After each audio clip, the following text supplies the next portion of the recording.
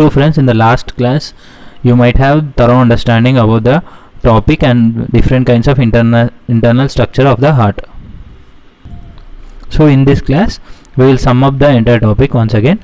So the heart receives the blood with the help of the atriums, both these atriums, and from the lungs it will receive the blood with the help of the pulmonary veins, and it flows back to the left ventricle, and from the left ventricle it would be sent to the entire body with the help of aorta, and from the body the heart will receive the blood with the help of superior vena cava and inferior vena cava, and it moves to the right atrium, and from the right atrium it flows back to the right ventricle, and from the right ventricle it would be sent back to the lungs with the help of the pulmonary artery. So one more small thing which you can observe here is that the walls of these ventricles are thick, whereas the walls of the atriums are thin. Wall mean you can look at the wall with the yellow lining in it. These walls are thick. Can you guess why the walls of the ventricles are thick?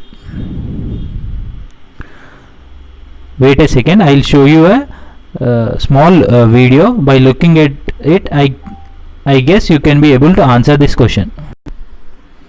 So friends, look at this image. This is a graphic image of the real heart.